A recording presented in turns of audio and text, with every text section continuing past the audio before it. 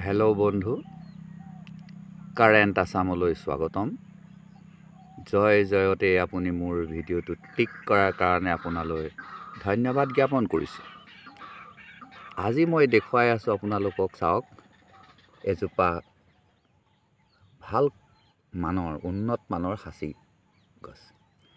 এয়া চাওক, মই যে সদায় কৈ থাকোঁ যে যিজোপা সাঁচি গছত মাল ধৰে আপুনি লাখ টকা পাব, সেই গছজোপাত যেতিয়া পোকে ধৰে সেই পোকটোৰ মুখৰ পৰা এয়া চাওক, এনেকৈ জোল বৈ আহিব। আপুনি চাওক, এই গছজোপাত এইটো এটা ফুটি ধৰিছে, এইটো এটা ফুটি ধৰিছে। আপুনি ওপৰলৈ গৈ থাকক, এইটো চাওক, এইটো ফুটি ধৰিছে, দেখিছে কেনেকৈ তাৰ মুখৰ পৰা জোল বৈ আহিছে। এইটো চাওক, আকৌ আপুনি এইফালে চাওক কিমান ফুটি ধৰিছে। গছজোপাৰ গুৰিত যিমান ফুটি ধৰিছে, প্ৰত্যেকটো ফুটিৰ পৰাই এনেকৈ জোল বৈ গৈছে। এতিয়া আপুনি এটা চিৰিঞ্জৰ সহায়ত এই ৰসটো সংগ্ৰহ কৰক। যদি আপুনি চিৰিঞ্জৰ সহায়ত সংগ্ৰহ কৰিব নোৱাৰে, তেতিয়াহ'লে ছালৰ সৈতে এই ওপৰে এই যিখিনি ৰস আপুনি চুচি পেলাওক, আৰু সেই ৰসখিনি চুচি আপুনি এটা লাডু কৰক।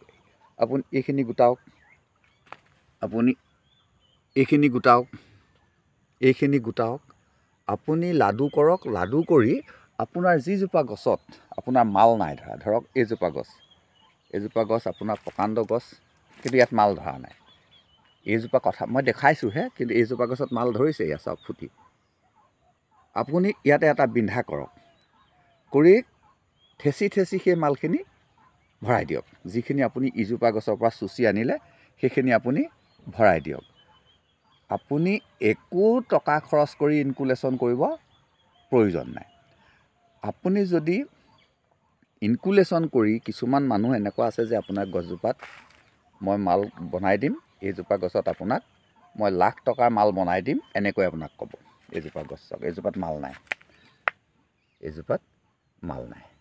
এই মাল নাইকিয়া গছজোপাত আপোনাক লাখ টকা বনাই দিম বুলি ক'ব, যে আপুনি আমাক গছজোপা দিয়ক, 5,000 টকা আপুনি দিব লাগিব, আৰু এই গছজোপা আপুনি 1.5 বছৰৰ পিছত 50,000 টকাত আপুনি বিকিব পাৰিব, বা লাখ টকাত আপুনি বিকিব পাৰিব। এনেকুৱা বুলি কৈ পেলাই আপোনাৰ পৰা পইচাটো লৈ গুচি যাব। তেতিয়া আপুনি সেই মানুহজনক এটা কথা ক'ব পাৰিব যে গছজোপা আপোনাক দি দিলোঁ, আপুনি ইনকুলেশ্যন কৰক, যিমান পইচা পাম বিক্ৰী কৰি আপুনি তাৰ 3/4 এভাগ লৈ যাব। আপুনি 5,000 বিচাৰিছে, আপুনি 10,000 লৈ যাব, কিন্তু আপোনাক মই এতিয়া পইচা নিদিওঁ, আপুনি গছজোপা ইনকুলেশ্যন কৰক। তেতিয়া কিন্তু আপোনাৰ মানুহজন গুচি যাব, কাৰণ মানুহজনে হয়তো আপোনাক এটা লোভ দেখুৱাই বহুত টকা পাব বুলি কৈ আপোনাৰ হয়তো পইচাটো লৈ গুচি যাব। 10জোপাত আপুনি যদি ইনকুলেশ্যন কৰিবলৈ যায়, আপোনাৰ 50,000 টকা গুচি গ'ল। 5,000 কৈ নকৰিব, আপুনি নিজেই কৰক। আপোনাৰ নিজৰ ঘৰৰ কোনোবা এটা নহয় কোনোবা এটা আপোনাৰ ঘৰত সাঁচি পুলি ভাল আছে। এতিয়া এইটো চাওক, এই পুলিটোক মই আপোনাক যেনেকৈ দেখুৱাই দিলোঁ, ঠিক তেনেকৈ আপুনি কাষতে এইটো চাওক, এইটো পুলি চাওক কেনেকৈ মাল ধৰিছে। এইটি দেখিছেনে? মই যে আপোনালোকক কৈ থাকোঁ, আজি আপোনালোকক মই দেখুৱাবলৈ সক্ষম হৈছোঁ। এই যে দাগটি দেখিছে, এইটি বনোৱা, এইটো কেৰুফালে ছালখন কাটি এনেকৈ থৈ দিছে। চাওক দেই, এইজোপা মোৰ গছ নহয়, কিন্তু এই যিটো থৈছে, লাহে লাহে লাহে লাহে ছাল চটা গোট খাই আহি ই এটা ফুটিৰ ৰূপ ল'ব। তেতিয়াই এই গছজোপাত 10,000 বা 15,000 দিব। কিন্তু সেই মানুহজনে কেলৈ বহুত কৰা নাই? এইকাৰণে কৰা নাই, এই গছজোপাত কিন্তু প্ৰকৃত ফুটিও আছে। এইটো চাওক, এইফালে চাওক, এইটো তললৈ প্ৰকৃত ফুটিও আছে। সেইকাৰণে মানুহজনে দুটা এটা এনেকুৱা কৰিব। আকৌ আপোনাক এজোপা আঁতৰত দেখুৱাই আছোঁ, এই গছজোপা আপুনি চাওক, ইয়া চাওক কেনেকৈ ওপৰত মাল ধৰি গুচি আহিছে। কিন্তু এই গছজোপাৰ যদিও মাল আছে, এই ওপৰলৈ মন কৰকচোন, গছজোপা লঠঙা হৈ গৈছে। তাৰমানে অলৰেডি গছজোপা বিক্ৰী কৰিব পৰা হৈ গ'ল। এইটো যেতিয়া পৰ্যায় পাব, তেতিয়া আপুনি পুলিটো বিকিবই লাগিব। এই পুলিটো অহা বছৰ যে মৰিব একদম নিশ্চিত। কিন্তু পুলিটোত মাল আছে, মানে ৰোগগ্ৰস্ত হৈ গ'ল, পুলিটো সম্পূৰ্ণ ৰোগগ্ৰস্ত হৈ গ'ল, তাৰ পাত পটোৱা সম্পূৰ্ণ কমি গ'ল। এইটো এবছৰৰ ভিতৰত যদি বিক্ৰী নকৰে, অহা বছৰ এই মানুহজনৰ সমূলনছে পইচা নিপাত হৈ যাব। এইটো 10,000 পক, 20,000 পক, 15,000 পক, লাখ টকা পক, 50,000 পক, যিমানেই নপক এই পুলিটো কিন্তু বিকিবই লাগিব।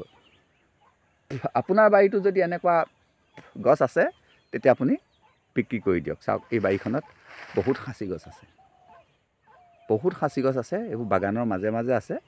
সাঁচি গছ থকাৰ কাৰণে সেই যে চমক দেখিছে বাগানৰ পাত অহা নাই, এই সাঁচি গছবিলাক থকাৰ কাৰণে অহা নাই। কিন্তু মানুহজনৰ কি হৈছে, মানুহজনে বাগানখন লিজত দিয়ে, কাৰণ মানুহজনৰ পাতত কোনো ধান্দা নাই, পুলিতহে ধান্দা। গতিকে চাওক এইখন কিমান প্ৰকাণ্ড বাগান, আৰু মই যদি গৈ থাকোঁ এই বাগানখন শেষ নহ'ব, কাৰণ ইখনৰ পিছত সিখন বাগান পাই গৈ থাকিম, আৰু প্ৰত্যেকৰে কিন্তু বাগানত সাঁচি গছ আছে। মানে আমাৰ এই জেগাটো সাঁচি গছৰ কাৰণে অতি বিখ্যাত। ইয়াত সাঁচি গছ হ'বই, আৰু সাঁচি গছৰ পুলি লাভৱান মানুহ হ'বই।